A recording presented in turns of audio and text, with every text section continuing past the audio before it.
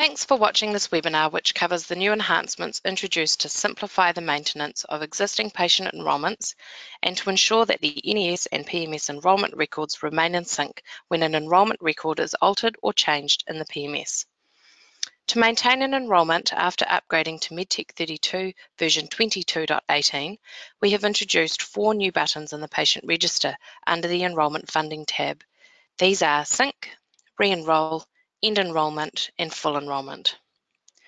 For the Sync button to be active, you need to first ensure that an enrolled enrolment status is selected with the date confirmed and method of enrolment.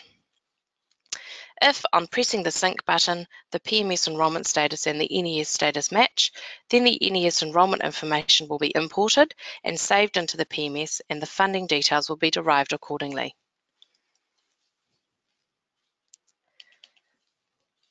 The Re-enroll and End Enrolment buttons will only be active for patients who have a synchronized confirmed enrolment or newborn preliminary enrolment status.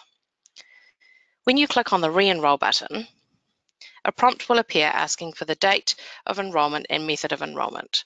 Once these fields are updated, click Yes, which will send the re-enrolment request to NES. If successful, then the enrolment details will be updated and the new funding details will be derived accordingly.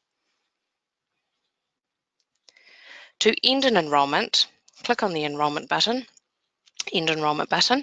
A prompt will appear asking for the end enrolment reason and registration of the patient after the enrolment has ended. Once these fields are updated, click Yes, which will send the end enrolment request to NES. If successful, then the enrolment details will be updated and the new funding details will be derived accordingly.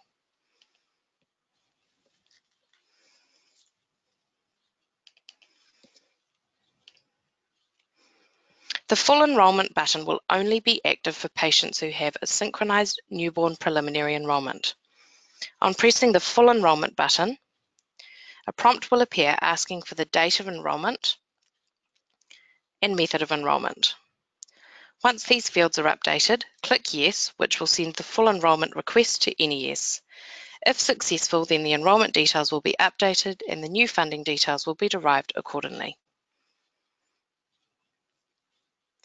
To ensure provider CPN and facility numbers remain synchronized with the NES when there is a change, a background process is initiated to synchronize a change when an enrolled patient's provider from the patient register is changed, or when a service provider's HPI number or location are changed from the staff setup.